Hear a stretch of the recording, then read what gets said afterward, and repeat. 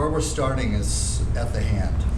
We just finished opening up the energy lines on the arm here, and now we're going to the hands. Hands and feet are especially important because they're considered primary reflex zones, okay?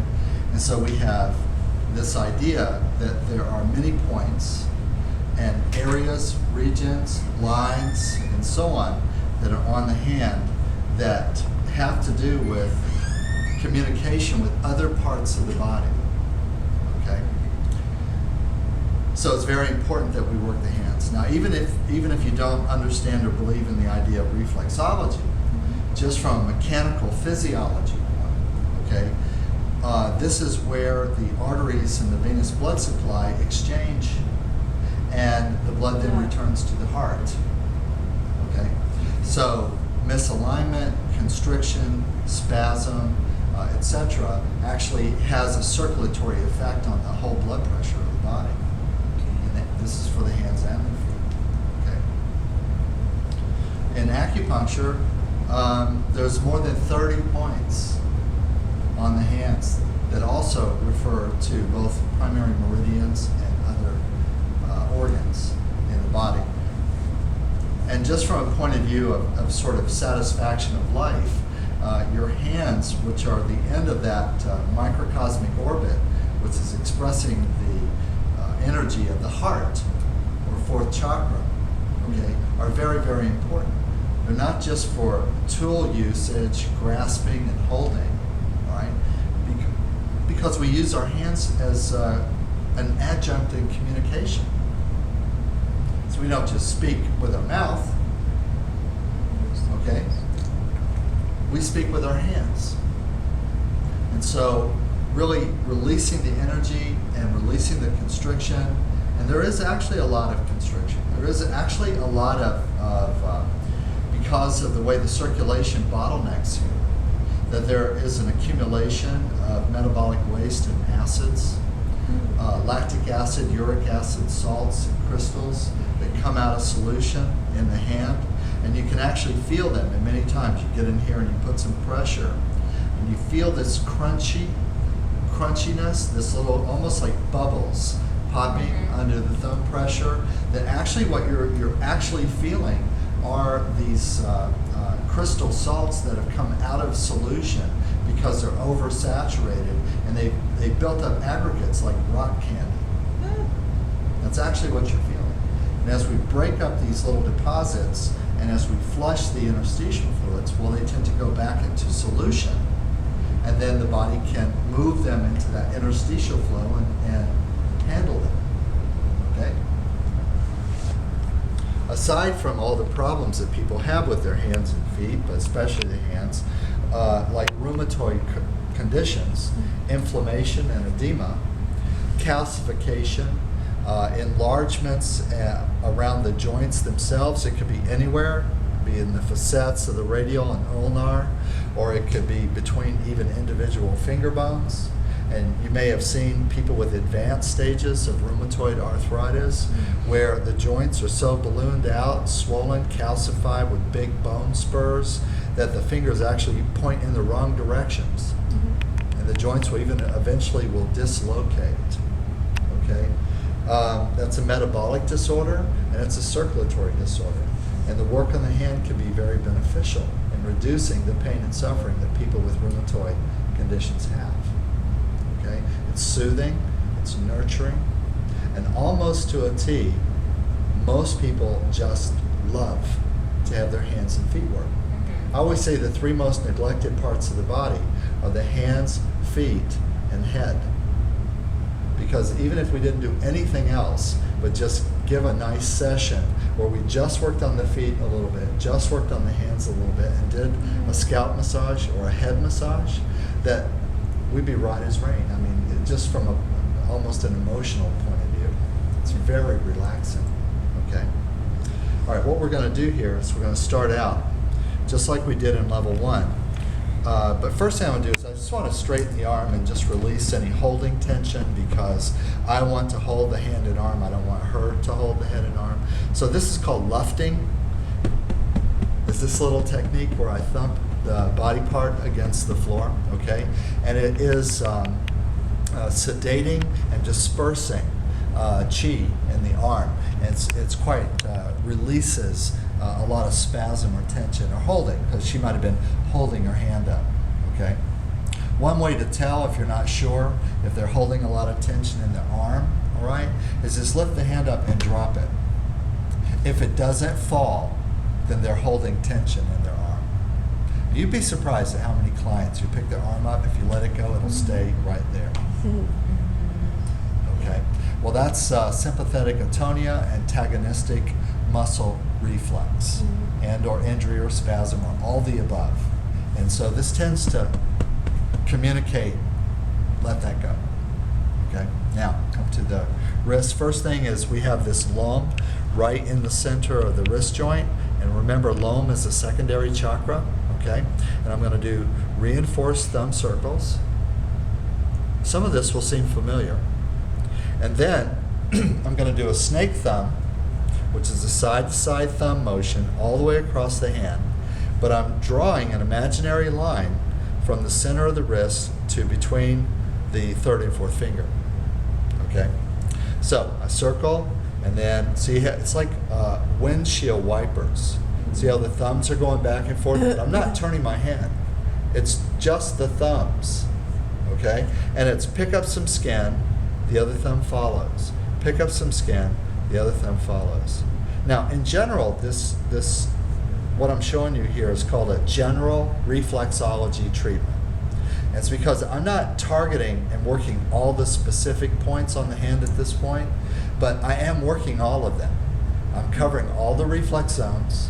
I'm covering all the primary acupuncture points that are on the hand, but I'm doing it in a non-specific house cleaning sort of way. All right, come back to the wrist, and line number 2. Line number 2 is going right to the base of the index finger. Okay? And then there's no third line. What I'm going to do is shake hands with point ho ku. Now, large intestine 4, or point ho ku, the technical description of where it's located is it's at the proximal juncture of the first and second metacarpal, okay? But it is proximal to the condyle of the second metacarpal. All right, so that means if I shake hands, slide my thumb up to where I can feel both of these finger bones against both sides of my thumb, and then I angle the pressure toward the second bone, then I'm on the point. And if I'm in the right place, when I give it a squeeze, my client will feel a kind of a deep aching kind of sensation. Really? Yeah. Now, what I'm going to do, though, is I'm not just going to thumb press it. I'm going to use the thumb and my index finger, and this is called C-clamp compression. And I'm actually going to press point ho ku, but I'm also going to press the point that's exactly opposite on the base of the hand. And I'm going to press and hold for 5 count. 1, 2, 3, 4, 5.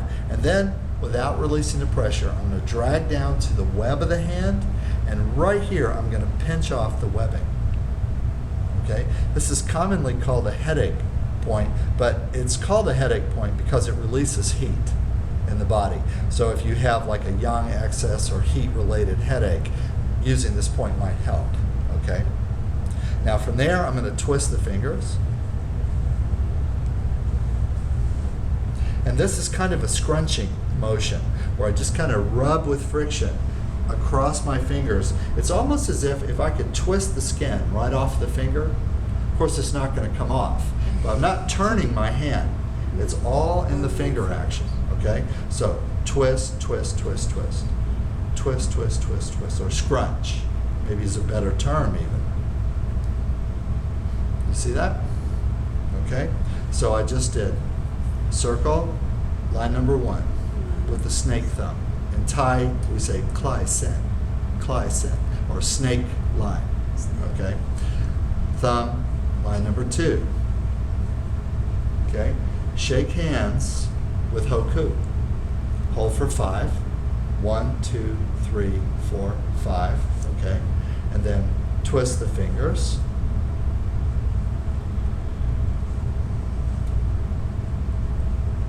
Okay, good.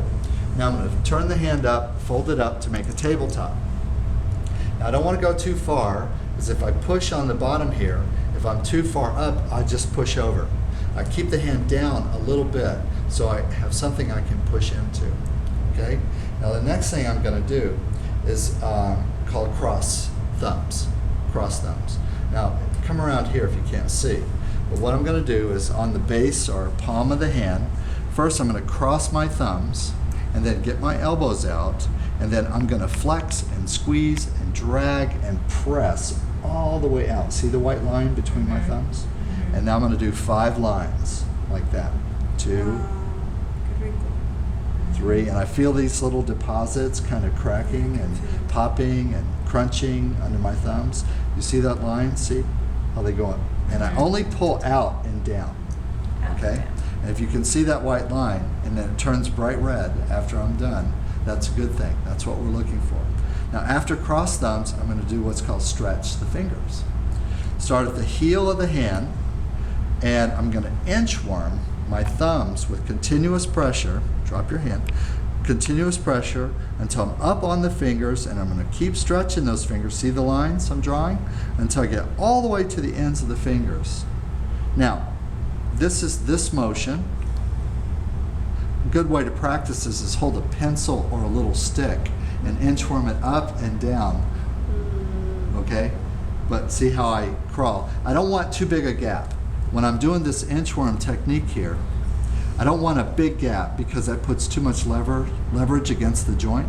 All right? I want to keep them close together, little steps. And also, as I'm doing this, now I'll do the next 2 fingers, always start from the heel. See, this lets me push in, and I'm going to drive everything back. Okay? See how I keep the tension continuous? That's why there's a line. See the line? So I don't let that off all the way to the end, and then the middle finger by itself. Okay, up, come up. See, I'm stretching that finger back.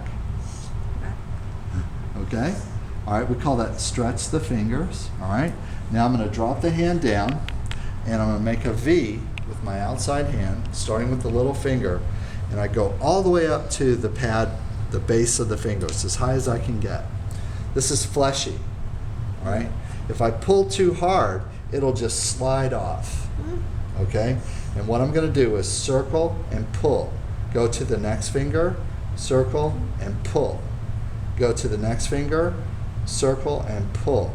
Go to the next finger, circle and pull. And then if you want to change hands on the thumb, circle and pull, okay?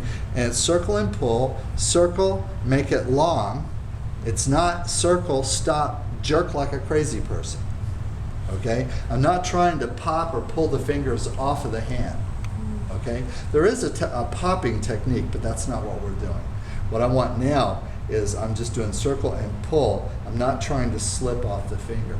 Or I'm also not trying to make the fingers pop, okay? All right, so then, after I do my circle and pull the fingers, all right, I'm going to break bread.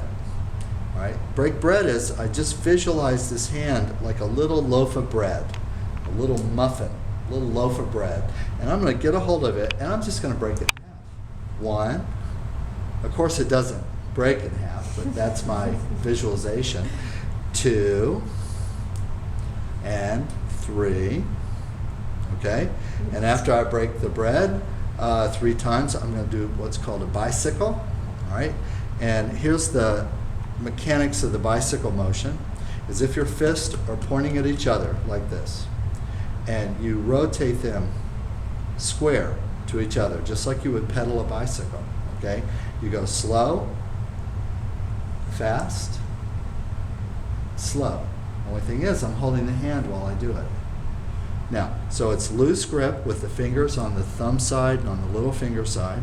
Now watch. Slow, fast, slow. All right, and then once I complete with my bicycle rotation, holding just the outside of the hand with the base of the fingers, I'm going to shake and drop. All right, let Let me do this on someone else.